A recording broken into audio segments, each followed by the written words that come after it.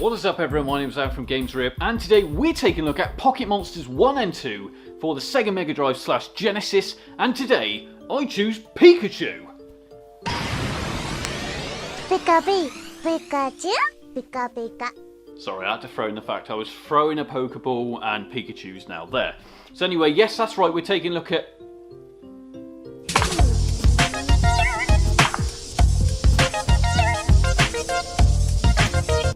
So at this point you're probably just as confused as I am. I don't really know how that's just happened. It certainly has. Either way, like I said, let's take a look at oh my god. Pocket Monsters 1 and 2 for the Sega Mega Drive. Let's do it. So yes, that's right, we have already checked out Harry Potter on the Mega Drive, the unsanctioned version. But yes, today we're taking a look at Pocket Monsters 1 and 2. Let's deep dive!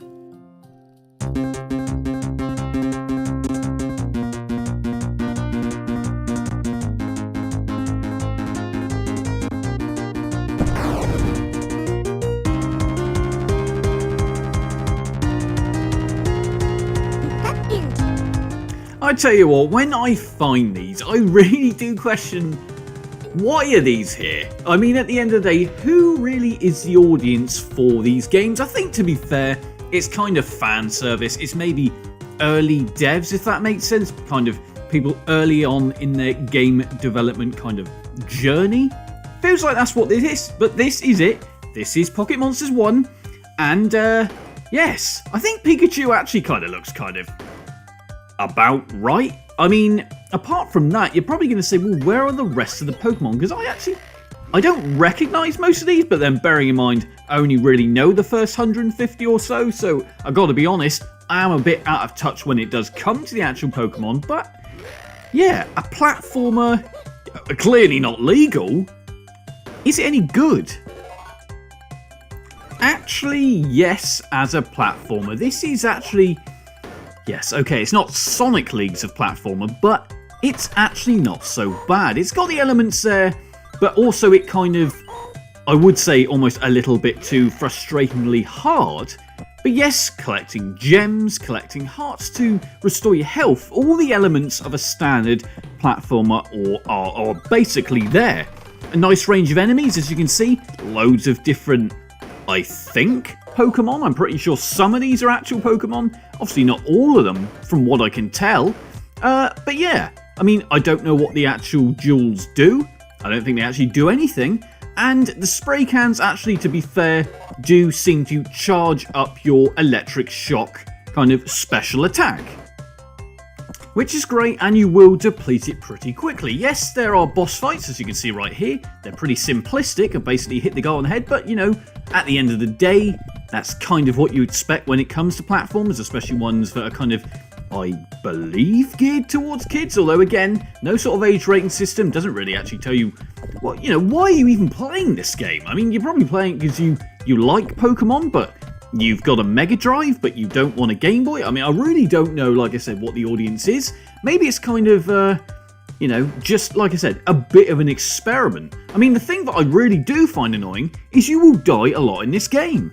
To the point where you won't even actually know where you're going, because it just feels like, well, is it just a never-ending chasm of death? Yeah, unfortunately, the first one is. Okay, let's take a look at the second one.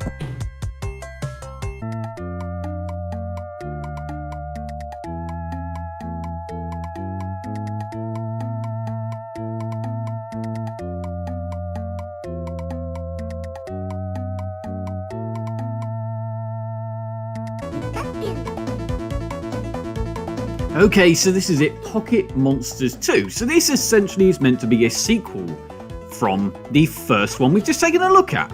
Now, you're going to see the menu layouts are pretty much the same, easy, medium, hard.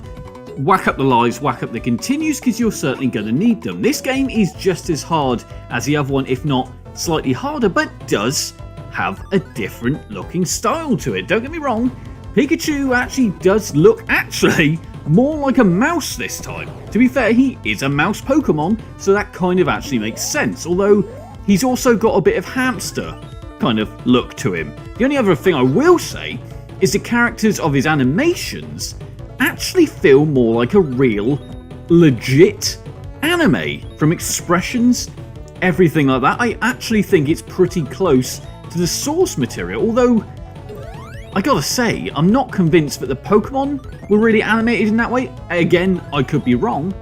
Either way, this actually is a better platformer than the first one. Like I said, it's more coherent in the way it looks. I actually think it controls a little bit better, although the kind of skill level is there or thereabouts, in the same that, you know, it's still rock hard, but it feels like it also gives you a bit of a fair shout, if that makes sense. Plus, you're actually collecting Pokeballs this time. Kind of makes sense because you use them as ammunition. That to me seems a bit more in the ballpark of how it should have been in the first one. The other thing is it clearly actually has Pokemon in this game. We're not just using generic dragons.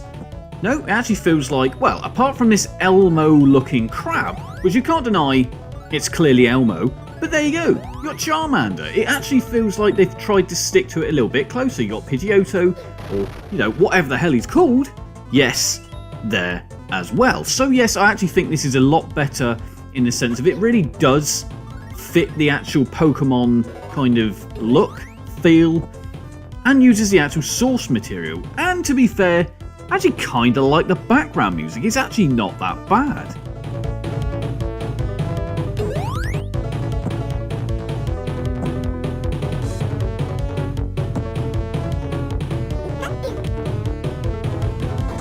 You know, weirdly, as I look back on these, I never thought I'd actually enjoy these. I kind of thought, you know, at the end of the day, these are these, what do you call it?